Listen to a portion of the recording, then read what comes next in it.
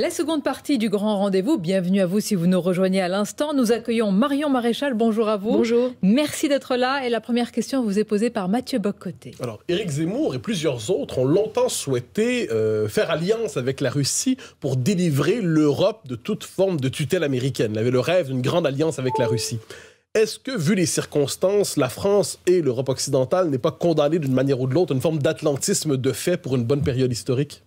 Je crois que ce que souhaitait Éric Zemmour, comme une bonne partie de la famille nationale au sens large, c'était s'inscrire d'ailleurs, il le dit souvent, dans la droite ligne du général de Gaulle, c'est-à-dire l'Europe de Brest à Vladivostok, c'est-à-dire faire en sorte qu'il y ait à travers le continent un dialogue, en tout cas soutenu avec la Russie qui faisait partie de ce destin commun. Je ne crois pas qu'il faille y renoncer définitivement pour une simple et bonne raison qu'il y a, à mon avis, de nombreux enseignements à tirer de cette guerre russo-ukrainienne. Le premier, c'est l'émergence manifeste d'un monde multipolaire. Puisque l'on voit bien que des pays qui vont compter de plus en plus dans les décennies à venir, je pense notamment au Brésil, je pense à l'Inde, je pense à la Chine, ont refusé de condamner l'intervention russe, ou du moins ne se sont pas prononcés. D'où l'importance, à mon avis, pour la France, si elle veut continuer d'être une puissance entendue et écoutée, de refuser toute forme d'alignement, et ça devrait passer notamment, et c'est ce que propose Éric Zemmour, par la sortie du commandement intégré de l'OTAN, qui permettrait de montrer qu'elle a une diplomatie propre, qui n'est pas alignée sur celle des États-Unis, et surtout la perspective de ne pas s'enfermer, de ne pas avoir une voie noyée seulement sur la perspective continentale de l'Union européenne, mais d'être capable d'avoir une diplomatie propre qui ne s'aligne pas non plus sur une pseudo-diplomatie de l'UE. Vous dites, Marion Maréchal, ce n'est pas Poutine contre le reste du monde, puisque là vous mettez en avant certaines positions, l'Inde, effectivement, le Brésil, la Chine. Pour vous, ce n'est pas un camp, Poutine contre le reste du monde. Vous soulignez des nuances aujourd'hui. C'est ce que je constate, c'est qu'aujourd'hui, il n'y a pas une unanimité de ce point de vue-là, et qu'on se rend compte que donc, le monde multipolaire émerge. Et c'est vrai que je fais le lien avec ce que je viens de vous dire sur la question des conséquences de la défense européenne, puisque c'est le grand projet d'Emmanuel Macron, pour lequel il est totalement minoritaire au sein de l'Union européenne. Et on voit bien qu'en réalité, plutôt qu'une défense européenne autonome, nous avançons vers un renforcement de la jambe européenne de l'OTAN, avec de l'achat de matériel américain en Pologne, en Allemagne. Ils ont acheté récemment des avions de combat américains plutôt que des avions de combat français. Et donc la réponse, à mon avis, à cela, et face à cet état de fait, c'est que la France redéfende de nouveau une puissance militaire autonome. Il y a un rapport du Sénat qui rappelle tristement que si nous étions dans le cadre d'une guerre de haute intensité, nous aurions que 3 jours de munitions. D'où l'importance, à mon avis, avant tout, de se concentrer sur la reconstruction de notre outil militaire afin de pouvoir être respecté et entendu, ce que nous n'avons pas été malheureusement avec la Russie dans cette guerre. Un dialogue constructif avec la Russie, que vous avez appelé de vos voeux, est possible avec un Vladimir Poutine au pouvoir. Est-ce que... Je pense que c'est évidemment extrêmement compliqué. Mais ça n'empêche pas qu'il faut aujourd'hui maintenir le lien. C'est ce que souhaitent d'ailleurs la plupart des pays. C'est ce que souhaite même d'ailleurs, tout à fait, c'est ce que souhaite même le Premier ministre Zelensky, qui a expliqué qu'il souhaitait aujourd'hui pouvoir trouver un point d'accord pour que la paix puisse se dégager. Mais ce que je veux dire par là, et c'est ça qui m'intéresse sur le long terme, c'est que la leçon quand même à tirer de cette guerre, c'est que manifestement la France n'est plus perçue comme une voix indépendante, une voix qui compte. Et je crois que ça tient non seulement au dépeçage de son outil militaire, mais aussi à la manière dont sa diplomatie ou depuis un certain temps, selon vous, où est-ce que vous... Depuis un certain temps, ce serait injuste, je pense, de dire que tout revient de la responsabilité d'Emmanuel Macron, mais ce qui est certain, c'est qu'Emmanuel Macron n'a pas contribué à reconstituer l'autonomie de cette voie, notamment par les choix qu'il a pu faire dans le cadre diplomatique, puisque en fait, quand on regarde son bilan, que ce soit sur le Liban, que ce soit sur le Mali, que ce soit sur l'affaire australienne du contrat rompu pour la commande de sous-marins français, c'est quand même un échec de la diplomatie française depuis 5 ans. Et pourtant, en ce moment, il est le seul à conserver vraiment le canal diplomatique avec Moscou, alors que les Américains utilisent le terme criminel de guerre pour parler de Poutine, les Britanniques disent dictature contre démocratie. Emmanuel Macron, en ce moment, a une posture gaulienne dans les circonstances. Oui, il tente en effet de maintenir le lien. Le problème, c'est qu'aujourd'hui, il n'est plus considéré comme un interlocuteur crédible. De son fait, mais pas seulement, soyons justes. Et la Russie, en réalité, considère que le seul interlocuteur valable, dès le départ, d'ailleurs, et il l'a dit, c'est les États-Unis. Mais ça, quel que soit le président, ce sont eux qui donnent... On peut le déplorer, Ce sont eux qui donnent le là. Oui, mais parce que là, une fois de plus, on en revient à des choix de long terme qui n'ont pas été faits et qui devront être faits demain. Je regrette, par exemple, qu'à l'occasion du plan de relance qui avait été fait au moment du Covid, on n'est pas intégré la question de la défense, typiquement, puisqu'on sait en plus de surcroît que c'est vecteur d'emploi, que les innovations militaires alimentent les innovations civiles, et on voit bien que là, on réagit dans l'urgence. Macron, non, mais pendant toute cette période, ce que je veux dire, c'est que il a nettement augmenté par rapport à la période précédente. Il a plutôt réduit la baisse, mais ce que je veux dire, c'est que ce qui est intéressant, si vous voulez, c'est qu'on a le sentiment qu'on réagit toujours dans l'urgence. C'est ça que je veux dire. De 34 à 42 milliards. Je vous donne un autre exemple. De la réaction dans l'urgence. On a un président qui aujourd'hui nous dit c'est terrible, alors que ce soit sur l'énergie ou sur l'alimentaire, on est complètement dépendant d'un certain nombre d'importations, donc sur le plan alimentaire, il faut viser l'autonomie alimentaire. Parfait, superbe. Sauf qu'il y a encore quelques semaines de cela, Emmanuel Macron et les eurodéputés de LREM votaient l'ensemble des mesures du pacte vert européen, ce pacte vert européen qui met en place à l'horizon 2030 des restrictions écologiques extrêmement fortes pour nos agriculteurs et dont la conséquence était, c'est une étude d'impact qui le révèle, la baisse de la production agricole européenne de 15%. Et donc, Emmanuel Macron a dit qu'il fallait revoir ça lors de sa conférence de presse l'autre jour. Vous imaginez à quel point, quand même, il y a un manque terrible de vision et de cohérence. Ça veut dire qu'on a un président qui, au moment de sa candidature, va à l'encontre de tout ce qu'il a construit pendant 5 ans. Et c'est vrai sur le nucléaire, c'est vrai sur les retraites, on aura l'occasion d'y revenir. Marion Maréchal, là, vous dénoncez depuis le début des renoncements, de votre point de vue, des revirements. Comment vous expliquez entre ce que vous dénoncez, là, on vous entend avec force, et la distorsion? Alors, vous allez me dire, ce sont des sondages, mais malgré tout, c'est une photographie à l'instant T, une confiance, en tous les cas, des intentions de vote toujours très fortes vis-à-vis du président candidat. Comment vous dénoncez cette distorsion? Oui, c'est vrai que c'est assez surprenant. Alors moult analyses brillantes ont été faites à ce sujet. Probablement, c'est vrai, un réflexe légitimiste dans un moment d'incertitude et de doute. On avait connu cela, souvenez-vous, au moment de François Hollande, à la suite des attentats qui avaient frappé la France. Il avait pris 10 points d'opinion favorable. Je crois aussi que ça tient à une forme d'insaisissabilité, si je puis dire, du président Emmanuel Macron. C'est-à-dire que je le vois à travers notamment la manière dont il a présenté son programme, c'est-à-dire quelque chose qui oscille entre des grandes déclarations d'intention extrêmement consensuelles qui pourraient aller de Fabien Roussel à Éric Zemmour, et un alignement de mesurettes un peu techniques qui fait qu'il refuse, si je puis dire, le combat idéologique. On est face à une espèce de technocratie centriste qui, sous couvert de pragmatisme, ne permet pas de dégager une vision, un imaginaire national. Et donc, il échappe ainsi au débat. Et chose encore plus surprenante, et qui d'ailleurs conforte l'idée qu'il a peut-être acté lui-même le fait qu'il y aurait de toute façon un déficit de légitimité, c'est qu'il a, je ne sais pas si ça vous a frappé, à l'occasion de son programme, parlé à de très nombreuses reprises de la mise en place d'instances de concertation. Alors, il y a des mots très différents, les états généraux, notre méthode de gouverner, les commissions transpartisanes. A-t-il appris? Est-ce que c'est pas l'expérience qui lui fait dire aujourd'hui qu'il faut changer? Ouais, mais je ne crois pas, parce que exactement, j'allais y venir. C'est quelque chose qu'il avait fait avec la commission, vous savez, transpartisane du climat. C'est quelque chose qu'il avait fait avec le grand débat. Sauf qu'en fait, c'est une vision de la politique très particulière. Ça veut dire qu'on ne dit plus, finalement, le débat, le consensus, c'est au moment de l'élection. On dit finalement, élisez-moi, ça c'est une formalité, puis après on va débattre, et puis après je vais aller consulter les Français. Et ça, c'est quand même la marque d'une dépolitisation dont il est l'incarnation. C'est intéressant, c'est-à-dire que la consultation permanente du peuple, qui pourrait aussi se faire par d'autres biais comme le référendum, serait une forme de délégitimer l'élection? Alors, pas du tout. Ce que je suis en train de dire, c'est que en fait, ça, c'est fait en parallèle de son refus, précisément, d'aller au débat dans l'élection. Parce que il dit, je vais faire plein de commissions, discuter avec tout le monde et débattre, mais dans le même temps, il se fait des échanges théâtralisés avec des Français présélectionnés et choisis. Il refuse de débattre avec les autres candidats. Il rentre extrêmement tardivement en campagne. C'est les deux qui vont ensemble. Ensuite, tout vient de la manière dont sont organisées aussi ces consultations. Parce qu'on se souvient du grand débat, on voit bien que c'est quand même des exercices extrêmement maîtrisés, au passage organisés d'ailleurs par le cabinet de conseil américain McKinsey, qui manifestement ne paye pas ses impôts en France, et qui... Qu'est-ce que vous dénoncez? Une grande mise en scène, en réalité? Voilà, vous dites que le président n'est pas en train de faire une campagne comme un autre candidat? Ah ben non, je ne crois pas. Enfin, d'ailleurs, on le voit bien, puisqu'il est le seul à refuser les débats, au même titre, non pas tout à fait le seul, puisque Marine Le Pen refuse également de se prêter à l'exercice, mais on voit bien qu'il ne se met jamais en danger. On est dans une espèce de communication glamour extrêmement contrôlée. Même les journalistes eux-mêmes n'ont pas le droit de filmer les conférences de presse, c'est vous dire quand même où on en est.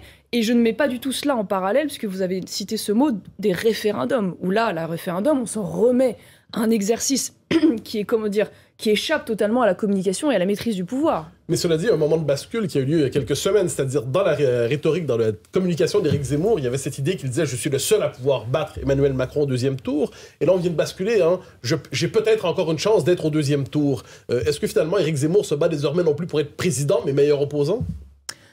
Non, je crois pas, mais le problème, c'est que si vous voulez, aujourd'hui, c'est vrai que la campagne, la guerre russo-ukrainienne a écrasé malheureusement le débat, et Éric Zemmour était parti avec l'intention, ce qu'il a réussi assez longuement d'ailleurs, à imposer le sujet civilisationnel comme le sujet central, vital de la campagne, qui aujourd'hui semble passer au second plan, comme si... Finalement, il y avait une compétition du sujet et non pas une accumulation des crises plutôt qu'une annulation. Comme si, Marion Maréchal, les gens se souciaient avant de, je ne suis pas démagogique en disant ça, de leur facture avant de se soucier de l'horizon civilisationnel. Et ce n'est pas d'ailleurs antinomique. Non, mais alors moi je ne crois pas du tout à cela. Je pense qu'une majorité de Français aujourd'hui pensent tout à la fois à la fin du mois et à la fin de la France. Et d'ailleurs, je pense que c'est d'autant plus vrai, oui, je pense pour la question civilisationnelle, c'est-à-dire identitaire, mais je crois que c'est d'autant plus vrai que les sujets sont liés pour deux raisons. La première, c'est que, c'est justement les Français les plus précaires et les plus modestes qui sont les premières victimes des conséquences de l'immigration massive, que ce soit sur le plan culturel ou sécuritaire et économique. Et justement, que penser, si vous voulez, cette question économique et du pouvoir d'achat sans penser la question migratoire, à mon avis, est une erreur. Pourquoi ? Parce qu'aujourd'hui, si notre État stratège, si notre État régalien avec ses services publics, si le pouvoir d'achat avec les taxes et les impôts s'effondre, c'est parce que nous portons à bout de bras un État social ruiné par l'ouverture au monde entier. Et je rappelle à ce titre, d'ailleurs, une étude qui a été faite par Jean-Paul Gourevitch pour Contribuables Associés, qui explique qu'aujourd'hui, l'immigration coûterait à peu près 40 milliards d'euros par an, c'est-à-dire quasiment un tiers de notre déficit public. Vous allez continuer à en parler, oui. Les deux sont décorréler les deux, en fait, est une absurdité. Je crois que c'est ce qu'essaye de dire Éric Zemmour. Vous allez continuer à nous l'expliquer, parce que Marine Le Pen, en tous les cas, évoquait très tôt les questions de pouvoir d'achat, d'ailleurs se présentant comme la candidate du pouvoir d'achat. Est-ce qu'elle n'a pas eu un sens politique, le flair, justement, d'aller sur ces sujets-là, bien plus qu'Éric Zemmour? On vous pose la question dans quelques instants, une courte pause, et on se retrouve. Et avec notre invité, Marion Maréchal, vous avez insisté sur deux problématiques, évidemment. Dites-vous la fin de la France et la fin du mois. Il faut reconnaître à Marine Le Pen que très tôt, elle a parlé de la fin du mois. Est-ce que vous lui accordez ce sens politique? Oui, j'imagine. Et est-ce qu'il aurait fallu pour vous, justement, pour l'équipe d'Éric Zemmour, aller davantage sur cette problématique, évidemment, très prégnante? Alors, ce que je crois, c'est qu'elle est absolument fondamentale et que depuis, Éric Zemmour a quand même... présenter un programme extrêmement ambitieux en la matière, puisqu'il est pour rendre près de 22 milliards de pouvoir d'achat aux Français et en parallèle 36 milliards rendus pour la compétitivité des entreprises. Donc je crois que là-dessus, il n'y a pas de mauvais procès à faire. Mais ce que je constate, c'est qu'aujourd'hui, les circonstances, et c'est malheureux une fois de plus d'y arriver par la force des choses, les circonstances notamment sur le prix de l'énergie font qu'il y a un relatif consensus dans la vie politique française sur la nécessité de s'emparer de cette question du pouvoir d'achat. Même si les réponses peuvent évidemment varier et être plus ou moins efficaces. Néanmoins, il y a quand même un sujet sur lequel il n'y a pas de consensus avec Emmanuel Macron, c'est précisément la question de l'immigration. Et permettez-moi d'insister parce que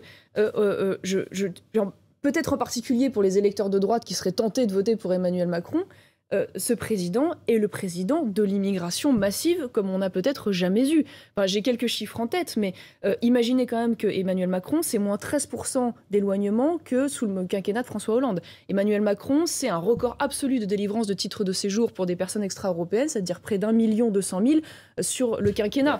C'est un homme qui a augmenté le budget de l'immigration de plus de 48% entre, si je ne m'abuse, 2018 et 2022. C'est 30 000 clandestins régularisés chaque année. C'est un record de demande de droit d'asile. Et ça, si vous voulez, personne n'en parle. Donc là-dessus, il n'y a pas de consensus. Mais justement, dans la rhétorique d'Éric Zemmour, il y a cette idée qu'il y a une urgence démographique, une urgence civilisationnelle. Il y a aussi cette petite musique qui dit « c'est maintenant ou jamais ». Autrement dit, si Éric Zemmour perdait la présidentielle dans quelques semaines, est-ce qu'on pourrait dire que c'est tout simplement trop tard désormais? Vaudrait-il la peine de poursuivre la bataille si c'est trop tard? Non, jamais. Déjà, il n'est jamais trop tard, parce qu'il n'est jamais trop tard pour essayer. Déjà, ça, c'est certain. Bon, c'est vrai que moi, je viens d'une famille politique où il y a eu un peu par le passé cette rhétorique du trop tard, donc je ne crois pas que ce soit la dernière élection, et fort heureusement, dans laquelle les Français puissent se positionner. Néanmoins, ce qui est vrai, c'est que je crois qu'Éric Zemmour est particulièrement animé, et c'est mon cas aussi, c'est le cas de tous ceux qui le suivent, par une urgence qui est celui d'une espèce de course à la montre démographique. Et là, je vais vous parler cache. C'est-à-dire que ce que je crois, c'est que je reprends à ce titre d'ailleurs les projections faites par Michel Tribala, qui explique elle-même, qui est une démographe connue et reconnue dans son domaine, qui explique que si nous continuons sur cette courbe, eh bien, il se peut que d'ici 2060, c'est-à-dire après-demain, je le connaîtrai, ma fille le connaîtra, ce qu'on appelle le peuple historique, les natifs, soient minoritaires sur le sol français. Et qu'est-ce que ça a pour conséquence, ça ? Disons-le clairement, c'est-à-dire que demain, nous pourrions avoir une France...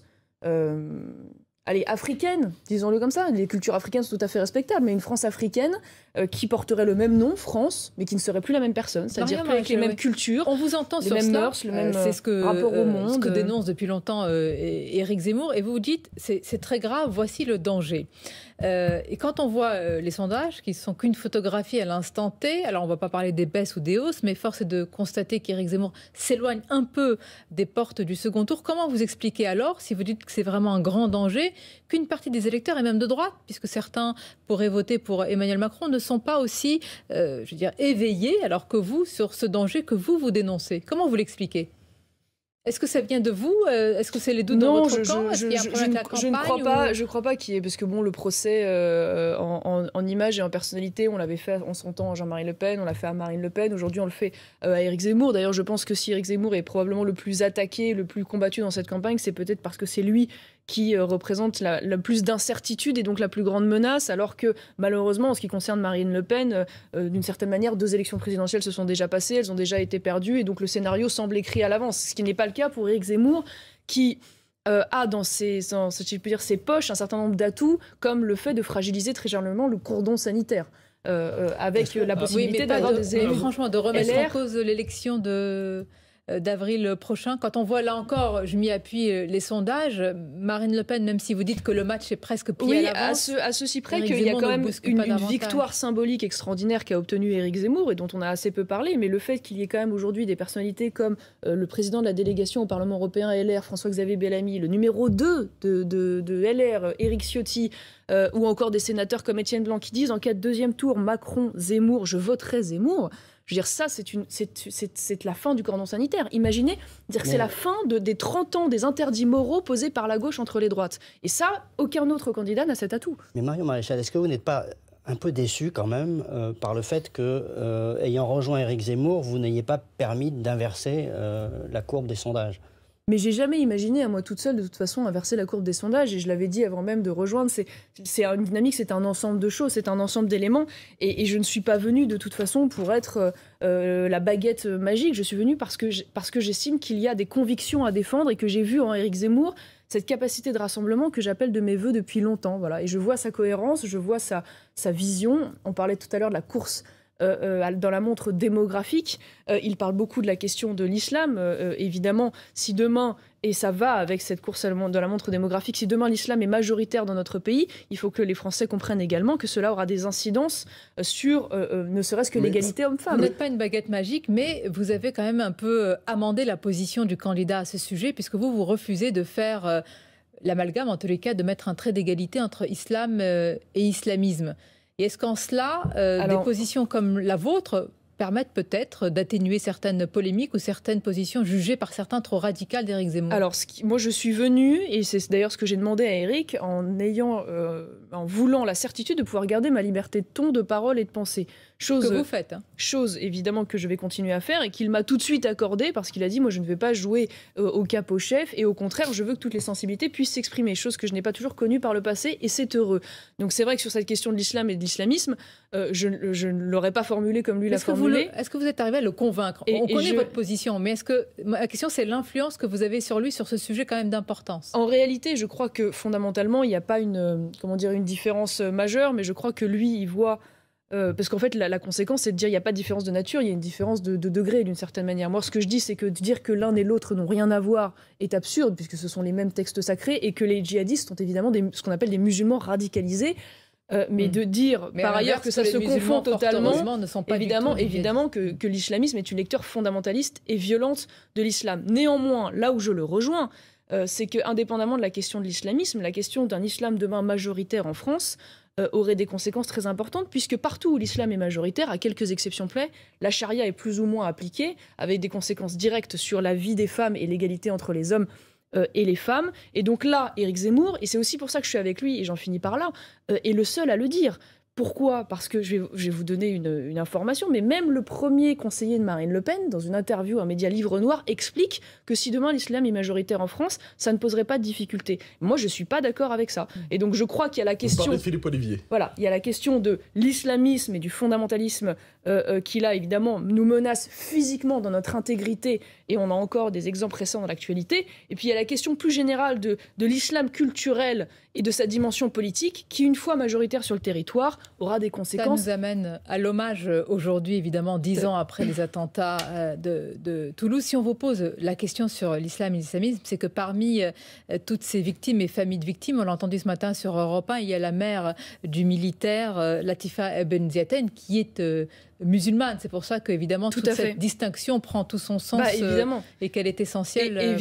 Évidemment, et c'est d'autant plus important que, en l'occurrence, et son fils en était l'une des démonstrations. C'est ce que je crois, c'est que ces musulmans assimilés et patriotes sont les premiers à vouloir un combat ferme et intense face à l'islamiste qui les menace eux aussi, preuve en est, et qui seraient d'ailleurs les premiers à souhaiter que la France reste aussi la France dans ce qu'elle a de singulier sur le plan culturel, dans son art de vivre, dans ses goûts et dans ses croyances. Si ces personnes sont venues aussi en France, première, deuxième, troisième génération, c'est aussi parce qu'ils sont partis de leur pays d'origine et qu'ils sont venus chercher justement cette identité française singulière. Donc moi, je suis sûre que ce sont des alliés dans ce combat, j'en ai absolument aucun doute. Et puisque les choses doivent être dites clairement, parce qu'ils sont patriotes, ils sont nos frères de combat et ils sont évidemment les bienvenus. Conclusion, alors Mathieu permettez-moi une dernière question sur le grand levier stratégique d'Éric Zemmour, l'union des droites. L'instrument d'Éric Zemmour, c'est l'union des droites. Mais est-ce que dans les faits, d'ici quelques semaines, avec la fracture d'un côté LR, Reconquête et le RN, qui auraient une rhétorique très violente les uns envers les autres, est-ce que les droites n'auront pas été plus divisées que jamais en avril 2022 ? Alors déjà, ce que je constate, c'est sur le plan des Français qui annoncent vouloir voter Éric Zemmour. Déjà, il y a une victoire très importante, puisque la moitié à peu près viendrait de l'électorat de François Fillon, la moitié à peu près de l'électorat de Marine Le Pen. Donc déjà, il arrive à abattre ce mur, on va dire, sur le plan électoral. Ensuite, dans ses équipes, on voit bien qu'il a réussi à rassembler malgré tout des élus qui viennent en effet de LR, du Rassemblement national, des ex-MPF, et encore récemment le sénateur Sébastien Meurant qui est arrivé il y a 2 jours. Je vous parlais tout à l'heure de ces annonces de vote. Ce dont je suis convaincue, c'est que lui a à plusieurs reprises manifesté cette volonté d'alliance et de rassemblement.